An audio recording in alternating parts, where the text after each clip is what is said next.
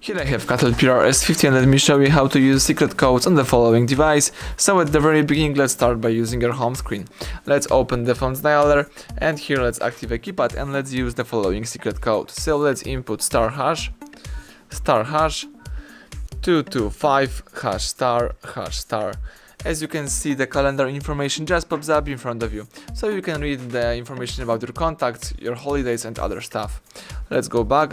Let me open the keypad one more time, and this time let's open Google Play Services mode. So let's use *# 426 #*. As you can see, Google Play Services just pops up, so now let's read the following info and then let's go back. Here you can also open Debug UI, so let's use *# 759 #*. And that's it, the Debug UI pops up. Here you can change OEM mode, you can view clients IDs, perform the ping test and other stuff.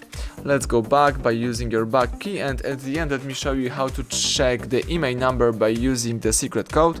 So let's use *#06#, and as you can see, the email number just pops up. So basically that's it. Thank you for watching. Please subscribe our channel and leave thumbs up under the video.